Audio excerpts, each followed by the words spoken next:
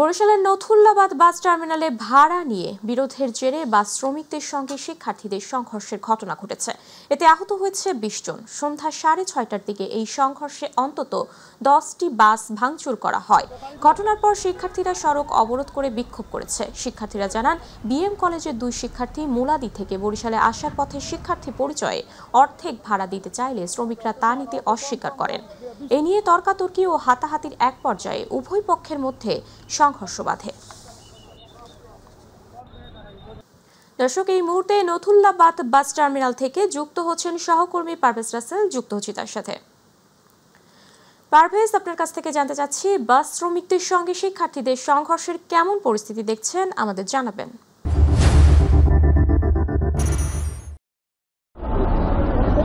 উপমা, যেমনটা জানাতে চাই, আমি এই মুহূর্তে রয়েছি বরিশাল কেন্দ্রীয় নথুল্লাবাদ বাস টার্মিনালে রয়েছি। আপনি জানেন যে আসলে বিকেল থেকে কিন্তু শুরু হয়েছিল বরিশালের যে প্রবেশদ্বার গৌর নদী, সেখান থেকে একজন বিএম কলেজের এক শিক্ষার্থী লোকাল বাসে করে বরিশালে আসতে ছিল। তখন তার সাথে আসলে হাফ ভাড়াকে কেন্দ্র করেই বাস শ্রমিক এবং কন্ট্রাক্টরের সাথে আসলে বাকবিতণ্ডের সৃষ্টি হয় এবং এক পর্যায়ে হাতাহাতি বা সংঘর্ষের সৃষ্টি হয়। পরবর্তীতে ওই বাসটি যখন বরিশাল কেন্দ্রীয় নথুল্লাবাদ বাস টার্মিনালে চলে আসে, তারপরে সকল শিক্ষার্থীরা তাদেরকে জানিয়ে যারা আহত হয়েছে তার সাথে আসলে শ্রমিকের সাথে সংঘর্ষ হয়। সংঘর্ষের ঘটনায় ওই শিক্ষার্থী বরিশাল বিএম কলেজে জানিয়ে দেয় যে তাকে আসলে বাস শ্রমিকরা লাঞ্ছিত করেছে। সেই ঘটনায় বরিশাল বিএম কলেজের বেশ কয়েকশো শিক্ষার্থী আসলে প্রতিবাদ করেই মিছিল আকারে বরিশাল কেন্দ্রীয় নথুল্লাবাদ বাস টার্মিনালে চলে আসে সন্ধ্যার পর।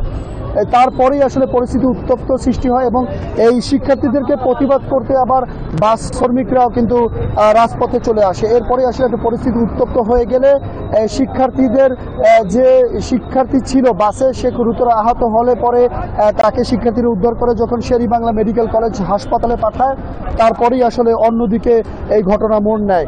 এরপরে সকল শিক্ষার্থীর মধ্যে একটি উত্তেজনা ছড়িয়ে পড়ে এবং তারা বরিশাল কেন্দ্রীয় নথুল্লাবাদ বাস টার্মিনালে চলে আসে। এরপরই বাস, যেগুলো সব বাস থাকে রাস্তার উপরে দাঁড়িয়ে, সেই বাসগুলোকে প্রায় শ্রমিক সংগঠন এবং মালিক সংগঠনের নেতৃবৃন্দরা আমাদেরকে জানিয়েছে যে কয়েকশো বাস তারা ভাঙচুর করেছে। বাসের যে বাহিরের অংশ, গ্লাসগুলো, সেগুলোকে তারা ইট পাটকেল মেরে ভাঙচুর করেছে এবং এক পর্যায়ে পুরো কেন্দ্রীয় নথুল্লাবাদ বাস টার্মিনালটাকে অবরুদ্ধ করে রাখা হয় এবং বরিশালের সাথে জেলার ৬ জেলা এবং পুরো বিভাগ, ঢাকা বরিশাল মহাসড়ক সহ অভ্যন্তরীণ রুটের সকল বাস চলাচলগুলো কিন্তু বন্ধ হয়ে যায় এবং পরিস্থিতি ক্রমশ উত্তপ্ত হতে থাকে এবং যারা সাধারণ যাত্রী থাকে তাদের মধ্যে আতঙ্ক ছড়িয়ে পড়ে। এর পাশাপাশি শ্রমিক নেতারাও প্রতিবাদ জানায়, কিন্তু তারা আসলে শিক্ষার্থীদের যে পদচারণা বা তাদের বিচরণ এতটাই ছিল যে তাদের সেভাবে আসলে তারা প্রতিবাদ করতে পারেনি, কিন্তু তাদের বেশ কিছু গাড়ি ভাঙচুর হয়েছে এবং পুরো বরিশাল নথুল্লাবাদ কিন্তু অবরুদ্ধ হয়ে যায়। এর পাশাপাশি এই পরিস্থিতি চারদিকে ছড়িয়ে পড়লে পর যেমন জনমনে আতঙ্ক সৃষ্টি হয়, এরপরে আসলে পুলিশ অবস্থান নিয়েও আসলে সেভাবে সামলাতে পারেনি।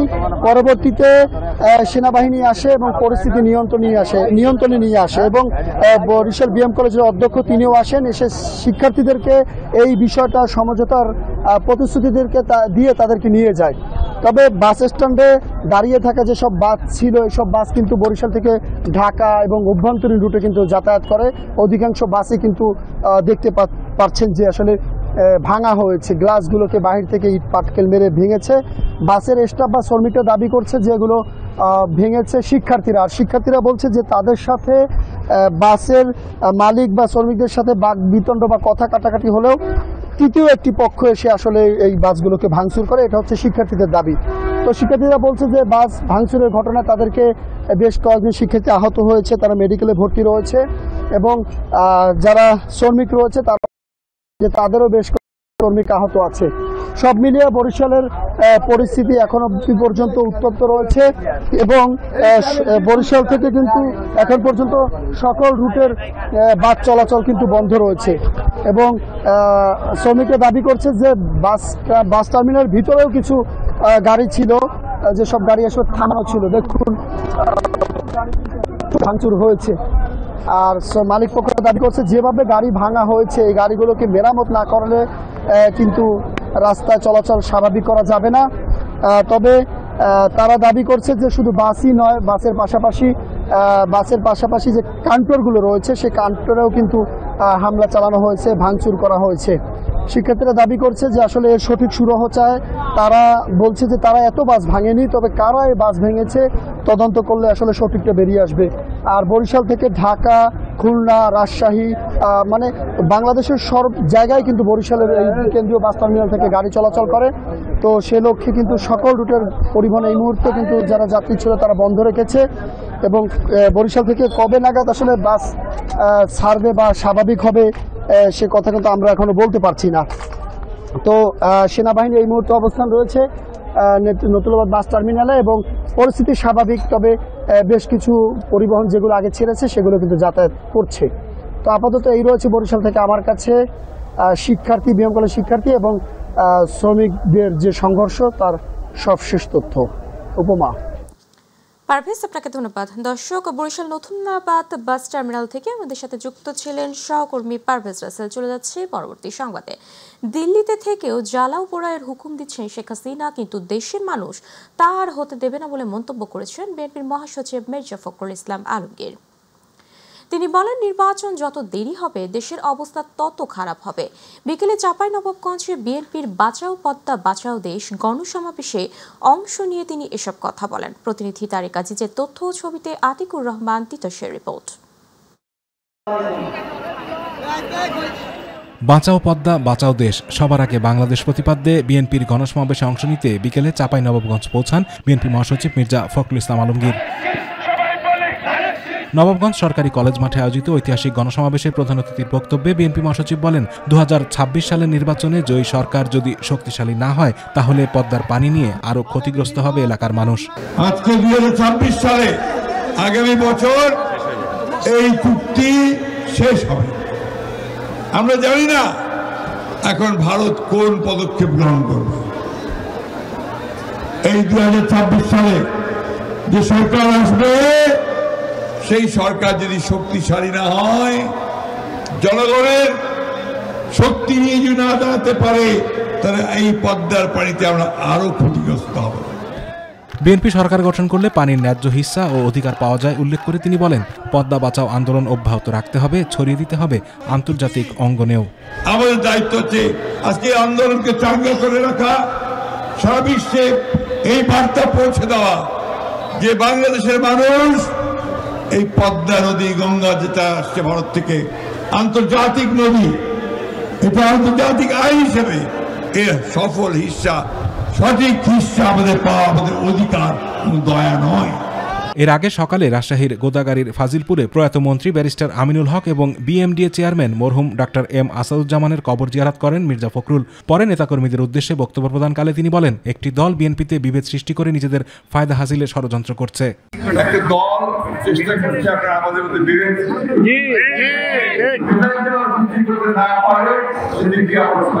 ইনশাআল্লাহ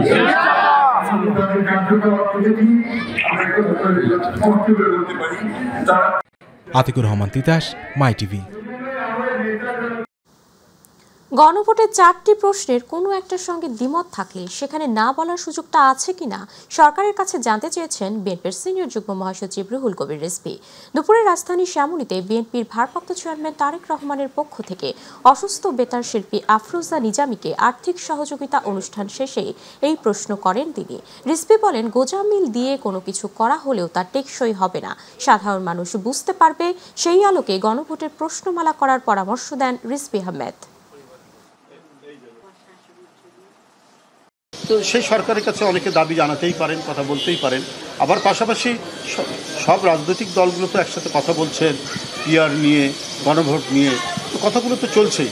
তো আমার মনে হয় আলাপ আলোচনার মধ্যে দিয়ে সিদ্ধান্ত আসাটাই সবচাইতে আমি মনে করি যে উত্তম কাজ, এটাই উপযুক্ত হওয়া উচিত। এবারে নির্বাচন 14, 18, 24-এর মতো হলে জাতির ভাগ্যে চরম দুর্ভোগ নেমে আসবে বলে মন্তব্য করেছেন জামাত ইসলামের সেক্রেটারি জেনারেল সাবেক এমপি মিয়া গোলাম পরোয়ার। মোটরসাইকেল শোভাযাত্রার উদ্বোধনকালে খুলনার 0 পয়েন্টের পথসভায় তিনি এই মন্তব্য করেন। এদিকে রাজধানীতে এক শ্রমিক সমাবেশে জামাত ইসলামের নায়েবে আমির অধ্যাপক মুজিবুর রহমান বলেন, আলাপ আলোচনার মাধ্যমে চলমান সমস্যার সমাধান করতে হবে, অন্যথায় দায়ভার সরকারকেই বহন করতে হবে। আফজাল হোসেনের রিপোর্ট। খুলনা জিরো পয়েন্টে মোটরসাইকেল শোভাযাত্রায় অংশ নেন জামাতে ইসলামীর সেক্রেটারি জেনারেল অধ্যাপক মিয়া গোলাম পরোয়ার। শোভাযাত্রার পূর্বে এক সমাবেশে গোলাম পরোয়ার বলেন, আগামী নির্বাচনে ভয়ভীতি দেখিয়ে ভোটারদের ওপর যেন চাপ সৃষ্টি না করা হয়, সেজন্য ভোট কেন্দ্র পাহারা দেওয়ার জন্য সকলকে ঐক্যবদ্ধ থাকতে হবে। নির্বাচনে কালো টাকার প্রভাব বন্ধের আহ্বান জানিয়ে জামাতের এই নেতা বলেন, যারা শত কোটি টাকা খরচ করে নমিনেশন দিচ্ছে তাদের উদ্দেশ্য সৎ নয়, তারা নির্বাচিত হলে দুর্নীতি বাড়বে। এবারের নির্বাচন যদি 14, 18, 24-এর মতো নির্বাচন হয়, জাতির ভাগ্যে দুর্ভোগ নেমে আসবে। আমাদের এই মোটর শোভাযাত্রার মধ্য দিয়ে আমরা নির্বাচনী এলাকার ভোটারদের কাছে, জনগণের কাছে মেসেজ দিতে চাই যে আমরা একটি নতুন বাংলাদেশ গড়তে চাই। ভোট কেন্দ্রগুলো পাহারা দেবেন, ভোটারদের জন্য ভয়ভীতি, কালো টাকা দিয়ে প্রচন্ড চাপ সৃষ্টি করে না হয়, প্রত্যেক দল এবং প্রার্থী সমান সুযোগ দিয়ে যেন নির্বাচনী কাজ করতে পারে। এদিকে রাজধানীর ডিপ্লোমা ইঞ্জিনিয়ার্স ইনস্টিটিউশনে এক সমাবেশের আয়োজন করে শ্রমিক কল্যাণ ফেডারেশন। এতে প্রধান অতিথির বক্তব্যে জামাতের নায়েবে আমির অধ্যাপক মুজিবুর রহমান বলেন, আলাপ আলোচনার মাধ্যমে চলমান সমস্যার সমাধান করতে হবে, অন্যথায় দায়ভার সরকারকেই বহন করতে হবে। আমরা চাই আলাপ আলোচনার ভিত্তিতে সমাধান করতে হবে। এক পেশে কোনো সিদ্ধান্ত এটা জনগণের জন্য ভালো কিছু এনে বহন করতে পারবে না। অতএব এই আলাপ আলোচনা যেটা আল্লাহর কথা, সেই আলাপ আলোচনার মাধ্যমে এটা সমস্যার সমাধান করতে হবে এবং এটার জন্য যদি কোনো কিছু অচলাবস্থা সৃষ্টি হয়, এই দায় দায়িত্ব সরকারকেই বহন করতে হবে। সরকারের পক্ষ থেকে এবং দায়িত্বশীলদের পক্ষ থেকে কোনো ধরনের দৃশ্যমান উদ্যোগ নেওয়া হয় নাই। কমিশনের 25টা সুপারিশের মধ্যে আমরা দেখেছি ছোট ছোট আকারে, ভগ্নাংশ আকারে সুপারিশ বাস্তবায়ন করে করে নিউজ করা হচ্ছে এবং ক্রেডিটবাজি করা হচ্ছে।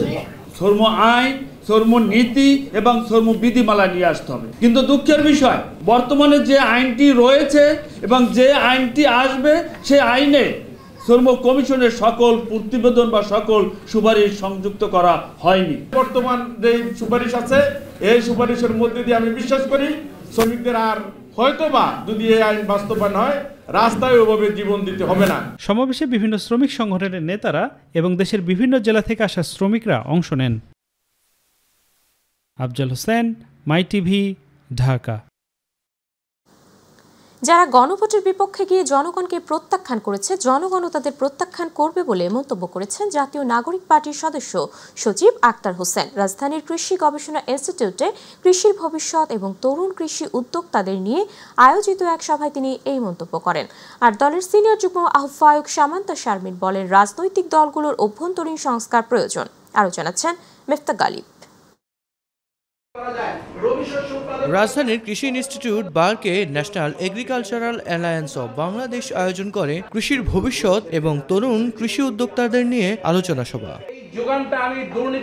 সভায় প্রধান অতিথি হিসেবে জাতীয় নাগরিক পার্টি এনসিপির সদস্য সচিব আক্তার হোসেন বলেন, যারা গণভোটের বিপক্ষে গিয়ে জনগণকে প্রত্যাখ্যান করেছে, জনগণও তাদের প্রত্যাখ্যান করবে। গণভোটের রায় বাধ্যতামূলক হবে কিনা, গণভোটের রায়ের মধ্য দিয়ে সংবিধানের সংশোধনী আনা যাবে কিনা, সে প্রশ্ন যারা করছেন তারা কিন্তু শিক্ষিত মানুষ। তারা এটাও জানেন যে পৃথিবীর অনেক দেশে সংবিধান প্রণয়নের পরপর গণভোটের মধ্য দিয়ে সেই সংবিধানকেই পাশ হতে হয়।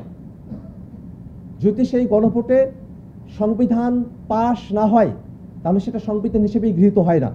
সভায় সিনিয়র যুগ্ম আহ্বায়ক সামান্তা শারমিন এবং জ্যেষ্ঠ যুগ্ম মুখ্য সমন্বয়ক হান্নান মাসুদ সরকারের সমালোচনা সহ কৃষি খাতের অবস্থা তুলে ধরেন। এখানে মাফিয়া তন্ত্র, গুন্ডামি তন্ত্র, অর্থনৈতিক অচলাবস্থা তৈরি করার একটা স্পেশাল সিচুয়েশন তৈরি করা হয়েছে। এইটা চলছে গত 53 বছর ধরে এবং এই যে 53 বছর ধরে এটা চলছে, আমি একটা কথা সবসময় বলি যে আমরা যেন ভুলে না যাই যে আমরা একটা উপনিবেশবাদ বিরোধী লড়াইয়ে এখনো আছি। আমলাতন্ত্র এমনভাবে গড়ে তোলা হয়েছে, বাংলাদেশের কোনো একজন সরাসরি কোনো একজন কৃষক রাষ্ট্রের কোনো সুযোগ সুবিধা সরাসরি গ্রহণ করতে পারবে না। যদি সরাসরি গ্রহণ করতে হয়, তাকে 100 ধাপ যোগাযোগ করে, মানে তার মধ্যস্থতা কৃষক পর্যন্ত কৃষক পর্যন্ত সুযোগ সুবিধা, রাষ্ট্রের সুযোগ সুবিধা পৌঁছাইতে আরো 100টা ধাপ পার করতে হয়। এই রাষ্ট্রের কিভাবে মাথা তুলে দাঁড়াবে? আমরা বলছিলাম 24 পরবর্তী সময়ে এ রাষ্ট্রের প্রতিটা ক্ষেত্রেই আমূল সংস্কারের কথা বলছি, আমূল পরিবর্তনের কথা বলছি। এই সময় দেশের রাজনৈতিক দলগুলোর মধ্যে অভ্যন্তরীণ সংস্কার প্রয়োজন বলেও মনে করেন তারা। মিফতা গালিব, মাই টিভি, ঢাকা। স্বরাষ্ট্র উপদেষ্টা লেফটেন্যান্ট জেনারেল অবসরপ্রাপ্ত মোহাম্মদ জাহাঙ্গীর আলম চৌধুরী বলেছেন, শেখ হাসিনা সহ মানবতা বিরোধী অপরাধে অভিযুক্তদের মামলার রায় 17 নভেম্বর তারিখে অবশ্যই ঘোষণা হবে। আদালত সে বিষয়ে সকলকে জানিয়ে দিয়েছে। কোথাও যাতে কোনো বিশৃঙ্খলা ও অপ্রীতিকর ঘটনা না ঘটে সেজন্য আইনশৃঙ্খলা রক্ষাকারী বাহিনী তাদের সকল প্রস্তুতি সম্পন্ন করেছে। সরকারি সফরে পটুয়াখালী সার্কিট হাউসে সাংবাদিকদের প্রশ্নের জবাবে এই কথা বলেন তিনি আরও বলেন, জাতীয় সংসদ নির্বাচন ফেব্রুয়ারির শুরুর দিকে অনুষ্ঠিত হবে। জনগণ রাজনৈতিক দল নির্বাচনমুখী। দেশ নির্বাচনমুখী হয়ে যাবে সে সময় কোনো সমস্যা। আমার মনে হয় তারা অলরেডি নির্বাচনমুখী হয়ে গেছে, যেহেতু সবাই তাদের মোটামুটি তাদের প্রার্থীটা কিন্তু ডিক্লেয়ার করে ফেলছে অনেকেই। তো যেহেতু ডিক্লেয়ার করে ফেলছে তারাও কিন্তু অলরেডি ইলেকশনের মুডে চলে আসছে। আগামী জাতীয় নির্বাচন বানচালের চেষ্টা করলেও কোনো ফল হবে না বলে মন্তব্য করেছেন বাংলাদেশ পুলিশের মহাপরিদর্শক বাহারুল আলম। তিনি বলেন, এবারের নির্বাচন সুষ্ঠু ও সুন্দরভাবে সম্পন্ন হবে। দুপুরে খুলনায় নির্বাচন উপলক্ষে পুলিশের বিভিন্ন প্রশিক্ষণ কার্যক্রম পরিদর্শন শেষে সাংবাদিকদের সঙ্গে মতবিনিময়কালে এই কথা বলেন তিনি। আইজিপি আরও বলেন, যারা অনিয়মে জড়িত বা যাদের পরিশুদ্ধি সম্ভব নয় এমন কোনো পুলিশ সদস্যকে নেতৃত্বের দায়িত্বে রাখা হবে না। দেশের সার্বিক আইন শৃঙ্খলা পরিস্থিতি ভালো রাখতে সবার সহযোগিতা কামনা করেন তিনি। আমি আমার রুলসের মধ্যে দিয়ে আমি ধরা পড়লে তাকে 24 আওয়ার্সের মধ্যে কোর্ট। বিএনপির স্থায়ী কমিটির সদস্য সালাউদ্দিন আহমেদ বলেন, সবার সহযোগিতায় নিয়ে বিএনপির ক্ষমতায় আসলে সংসদে আলোচনার মাধ্যমে খতমে নবুয়ত পরিষদের দাবি মেনে নেওয়া হবে। আর জামাত ক্ষমতায় আসলে কাদিয়ানীদেরকে রাষ্ট্রীয়ভাবে অমুসলিম ঘোষণা করা হবে বলে জানিয়েছে জামাত ইসলামের সহকারী সেক্রেটারি জেনারেল মাওলানা রফিকুল ইসলাম খান। রাজধানীর সোহরাওয়ার্দী উদ্যানে আন্তর্জাতিক খতমে নবুয়ত মহাসম্মেলনে তারা এইসব কথা বলেন। ইলিয়াস মাতবরের রিপোর্ট। শনিবার রাজধানীর সোহরাওয়ার্দী উদ্যানে সম্মিলিত খতমে নবুয়ত পরিষদের উদ্যোগে আয়োজিত আন্তর্জাতিক খতমে নবুয়ত সম্মেলন অনুষ্ঠিত হয়। সকাল থেকে কানায় কানায় জনস্রোতে পরিপূর্ণ হয়ে ওঠে সোহরাওয়ার্দী উদ্যান। এ সময় সত্যিকারের ইসলামী শাসন প্রতিষ্ঠায় উদ্যোগ নিতে রাজনৈতিক দলগুলোর প্রতি আহ্বান জানান বক্তারা। আজ থেকে বাংলাদেশের কোথাও কাদিয়ানীদের বই পুস্তক থাকতে পারবে না। হোক বিএনপি হোক জামাত, যে ঘোষণা দিবে তাকেই নির্বাচিত করে বাংলাদেশের ক্ষমতায় পাঠানো হবে। রাজনৈতিক দলগুলোর পক্ষ থেকে সমাবেশের দাবির সাথে একাত্মতা পোষণ করা হয়। তারা বলেন, ক্ষমতায় গেলে রাষ্ট্রীয়ভাবে দাবি বাস্তবায়ন করা হবে। বাংলাদেশের রাষ্ট্র ক্ষমতায় সরকার পরিচালনার দায়িত্ব আল্লাহ রাব্বুল আলামিন আমাদেরকে দেয়। সবাই যদি আপনারা সহযোগিতা করেন, একসাথে থাকেন, তাহলে আপনাদের এখানে আজকে যে সমস্ত দাবি দেওয়া আছে, আমরা সকল দাবি দেওয়া জাতীয় সংসদে আলাপ আলোচনার মাধ্যমে গ্রহণ করা হবে ইনশাআল্লাহ। জনগণ যদি আমাদেরকে নির্বাচিত করে, এই বাংলাদেশে আগামী দিনে অমুসলিম কাদিয়ানীরা অমুসলিম ঘোষিত হবে ইনশাআল্লাহ। কাদিয়ানীদেরকে কাফের না ঘোষণা করলে রাষ্ট্র অচল করে দেওয়ার হুমকি দেন বক্তারা।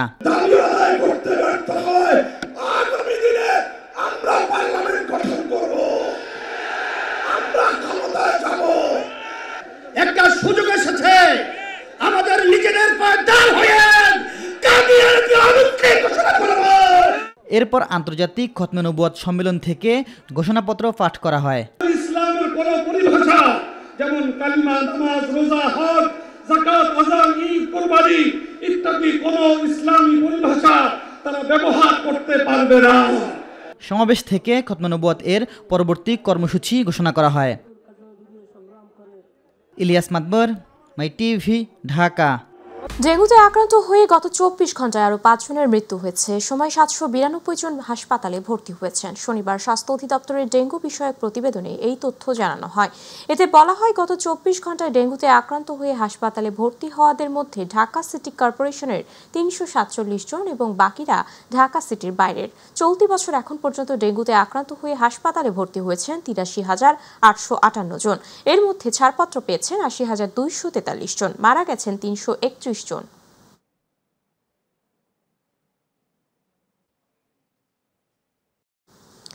পরিবেশকে যা দেয়া হবে তাই ফেরত দেবে, তাই পরিবেশ রক্ষায় সবাইকে এগিয়ে আসে আহ্বান জানিয়েছেন পরিবেশ, বন ও জলবায়ু পরিবর্তন মন্ত্রণালয়ের উপদেষ্টা সৈয়দা রিজওয়ানা হাসান। সকালে কেরানীগঞ্জের দাঁড়িপাড়ায় জলবায়ু পরিবর্তনের প্রভাব মোকাবেলায় ঢাকা মহানগর ও উপজেলা এলাকার 44 খাসপুকুর ও জলাশয় সংস্কার, উন্নয়ন, সৌন্দর্য বর্ধন ও পরিবেশ সংরক্ষণ প্রকল্পের অংশীজনদের সঙ্গে মতবিনিময় সভায় তিনি এই মন্তব্য করেন। তিনি জানান, প্রকল্প এলাকার 44 পুকুর পরিষ্কার পরিচ্ছন্ন উন্নয়ন করা হলে শুধু মৎস্যজীবী নয়, এই এলাকার সর্বসাধারণ উপকৃত হবে। বাড়ির মালিকেরাই যেন একটা সিভেজ ট্রিটমেন্ট প্ল্যান বা শোধনাগার প্ল্যান্ট নিয়ে যায়। সেপ্টিক ট্যাঙ্ক থাকে না, তার পাশাপাশি এটা একটা স্থাপন করে, এটা বাধ্যতামূলক করে দেওয়ার একটা সিদ্ধান্ত গ্রহণ করেছে। বিএনপির স্থায়ী কমিটির সদস্য আমির খসরু মাহমুদ চৌধুরী বলেছেন, মেগা প্রজেক্ট থেকে সরে স্কিল ডেভেলপমেন্ট বিনিয়োগ বাড়াবে বিএনপি, কোনো গোষ্ঠী বিশেষের কাছে যাতে দেশের অর্থনীতি জিম্মি না থাকে। বিকেলে ফরিদপুর সদর উপজেলা পরিষদের হলরুমে ফরিদপুর বিভাগের ব্যবসায়ীদের সঙ্গে মতবিনিময় সভায় প্রধান অতিথির বক্তব্যে তিনি এই কথা বলেন। আমির খসরু মাহমুদ চৌধুরী বলেন, বিনিয়োগ স্কিল ডেভেলপমেন্টের জন্য করা হবে, শিক্ষায় ডেভেলপমেন্ট করতে হবে, বিনামূল্যে জনগণকে প্রাথমিক স্বাস্থ্যসেবা দেওয়ার পরিকল্পনা নিয়েছে বিএনপি, এই জন্য সকলের বিনিয়োগ বাড়াতে হবে। দিস ইজ অল জিডিপি, এই ইকোনমিতে আমরা কোনো সময় প্ল্যানিং। সারা দেশে কম বেশি শীতের অনুভূতি পাওয়া যাচ্ছে, আর তারই ধারাবাহিকতায় রাজধানী ঢাকা ও আশপাশের এলাকাতেও অনুভূত হচ্ছে শীতের হালকা পরশ। প্রকৃতি জানান দিচ্ছে শীতের আগমনী বার্তা। তবে ডিসেম্বরের আগে দেশে শৈত্যপ্রবাহের কোনো আশঙ্কা নেই জানিয়ে আবহাওয়াবিদ হাফিজুর রহমান জানান, এ মাসের শেষ দিকে বঙ্গোপসাগরে সৃষ্টি হতে পারে ঘূর্ণিঝড়। শীতের আগমনী বার্তা নিয়ে দেখুন রাকিব হাসানের একটি বিশেষ রিপোর্ট। ফুল ফল ফসলের ঋতু হেমন্তকে বিদায় জানিয়ে কুয়াশার চাদর মুড়িয়ে প্রকৃতিতে আগমনী বার্তা জানান দিয়েছে রূপবৈচিত্র্যের ঋতু শীত। গ্রামাঞ্চলে একটু একটু করে পড়তে শুরু করেছে ঠান্ডা, বইছে হিমেল হাওয়া। ভোরে সবুজ ঘাসের উপর বিন্দু বিন্দু শিশির কণা, দূরের পাহাড়টা হালকা কুয়াশায় ঢাকা। দেশের বিভিন্ন অঞ্চলে ধীরে ধীরে কমছে তাপমাত্রা। আবহাওয়া অধিদপ্তরের তথ্য অনুযায়ী শুক্রবার দেশে সর্বনিম্ন তাপমাত্রা রেকর্ড করা হয়েছে তেঁতুলিয়া এবং চুয়াডাঙ্গায় 14 ডিগ্রি সেলসিয়াস, আর ঢাকার সর্বনিম্ন তাপমাত্রা ছিল 19 ডিগ্রি সেলসিয়াস। সারা দেশে শীত অনুভূত হচ্ছে, তবে শীতের অনুভূতিটা আমরা বুঝতে পারছি না, বা সাধারণ জনগণ বুঝতে পারছে না, দিনের বেলা তাপমাত্রাটা বেশি। আজকে সর্বনিম্ন তাপমাত্রা আসছে 14 ডিগ্রি, সেটা আসছে চুয়াডাঙ্গা এবং তেঁতুলিয়াতে। ডিসেম্বরে এই তাপমাত্রা 10 ডিগ্রি সেলসিয়াসে নেমে আসতে পারে জানিয়ে এই আবহাওয়াবিদ বলেন, একাধিক শৈত্যপ্রবাহেরও সম্ভাবনা রয়েছে। ডিসেম্বর, জানুয়ারি, ফেব্রুয়ারি 3 মাস হচ্ছে আমাদের শীতকাল, এবং ডিসেম্বর আসলে শীতের তীব্রতাটা অনেকাংশে বেড়ে যাবে। সেক্ষেত্রে রাজধানী সহ সারা দেশে শীতেরটা বাড়তে থাকবে। তবে এই মাসে নভেম্বর মাসে শৈত্যপ্রবাহ আসার আমরা সম্ভাবনা দেখি না, তবে ডিসেম্বর মাসে শৈত্যপ্রবাহ আসার সম্ভাবনা রয়েছে। এদিকে নভেম্বরের শেষ দিকে বঙ্গোপসাগরে লঘুচাপ এমনকি ঘূর্ণিঝড় সৃষ্টি হতে পারে, যার কারণে হালকা থেকে মাঝারি ধরনের বৃষ্টিপাতের সম্ভাবনা রয়েছে বলেও জানান আবহাওয়াবিদ হাফিজুর রহমান। 20 তারিখের দিকে তার একটা লঘুচাপ তৈরি হতে পারে, সেক্ষেত্রে এটা ঘূর্ণিঝড়ের রূপ নিতে পারে। রাকিব হাসান, মাই টিভি, ঢাকা।